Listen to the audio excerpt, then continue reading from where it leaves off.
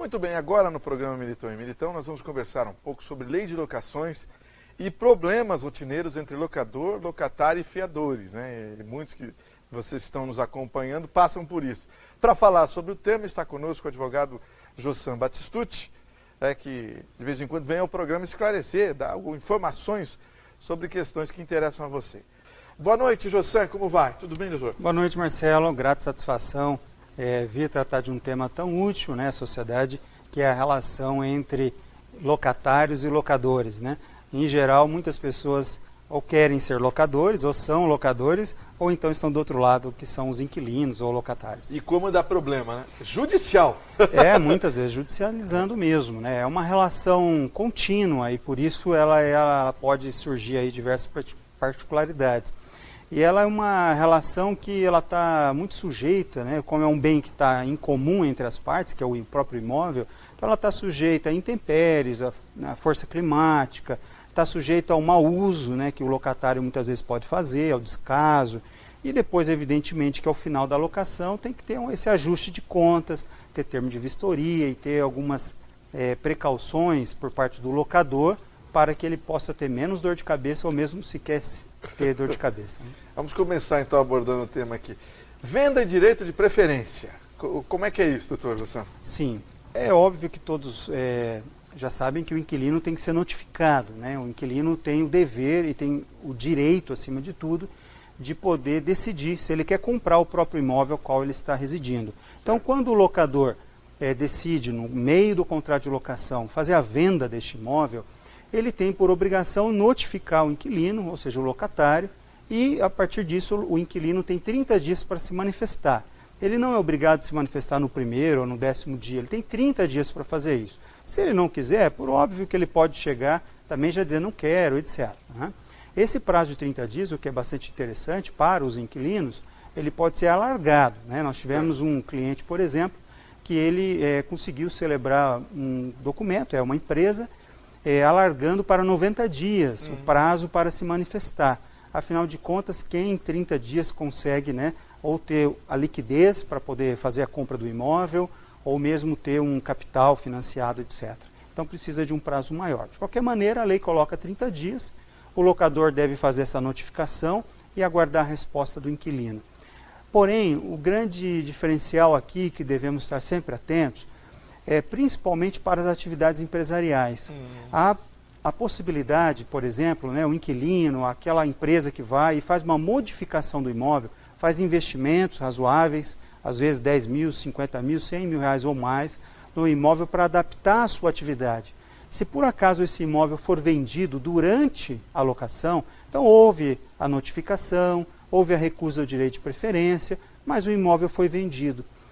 Ocorre que o novo proprietário somente deve respeitar essa locação desde que tenham duas situações preenchidas, dois requisitos preenchidos, que é constar no próprio contrato de locação que esta locação vai perdurar mesmo em caso de venda, e este contrato deve ser averbado, essa cláusula deve ser averbada na matrícula do imóvel.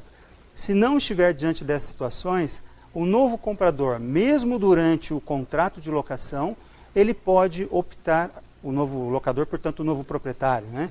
Durante esse contrato de locação, ele pode optar, logo ali no início do período dele de novo proprietário, por fazer a rescisão do contrato. E de repente você investiu, pouco tempo depois você está lá no imóvel e recebe esse tipo de informação. Então o inquilino, o locatário, portanto, deve ter essa precaução, né, ter ali uma boa assessoria em cima desse contrato para que ele não dê uma vulnerabilidade tão grande, né, e depois cause um prejuízo também muito significativo a ele e ao negócio dele. Dupla garantia pela locação, isso é permitido? Não, a gente já se deparou com situações assim, né?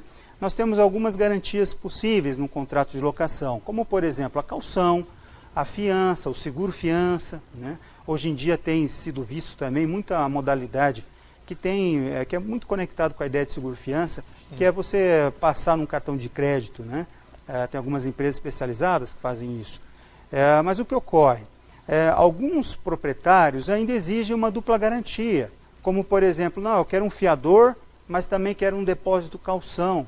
Ocorre que isso não é permitido. Inclusive, a lei de locações, 8.245, de 1991, considera isso como uma contravenção penal. Quase um crime. Tá? A contravenção penal é uma ilicitude mais simples, mas que pode dar prisão de até 5 dias, no caso, e de 5 dias a 6 meses, aliás. Né?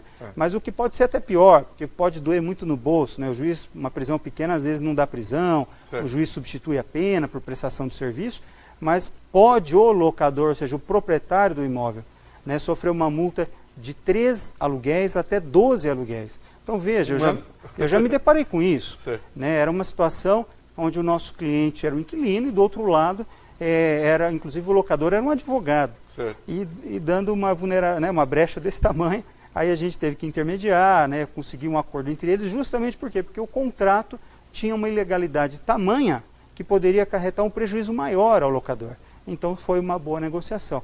Qual que é a grande sacada, né, a grande dica que a gente pode verificar?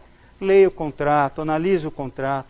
Né, o contrato tem várias vertentes, tem vários conteúdos que podem ser tratados por um lado ou por outro, ou serem negociados.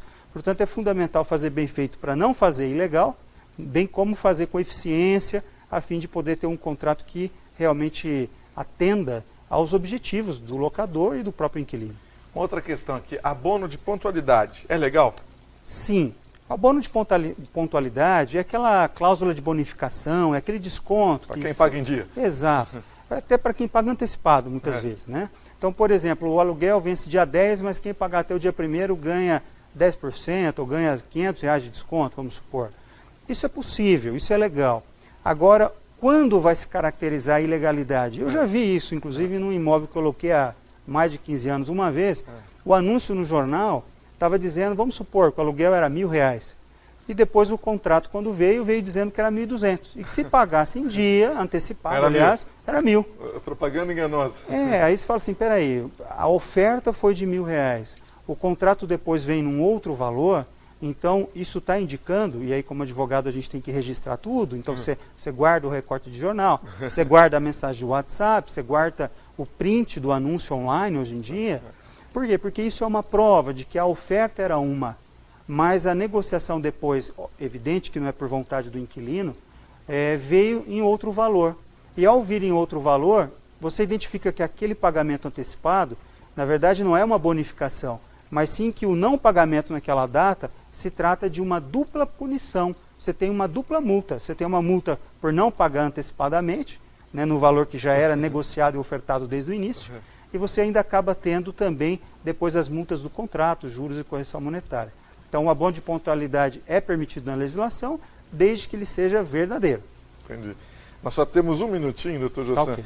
Retomada do imóvel pelo locador antes do término da locação. É possível? Apenas em casos extremos, ou seja, em regra, durante o contrato de locação, não é permitido ao locador retomar. Ao contrário, é permitido ao locatário devolver o imóvel, pagando rescisão. Porém, quando o contrato for de mais de 30 meses e estiver já vencido esse prazo, aí o locador pode pedir a retomada para uso próprio ou de familiares, de terceiros. Só nessa condição? Sim. Enquanto o contrato está vigente, não pode pedir a retomada. Obrigado, doutor Jossan Batistucci, pelas informações. Grande abraço. Obrigado, estou à disposição. Ok, daqui a pouco tem mais.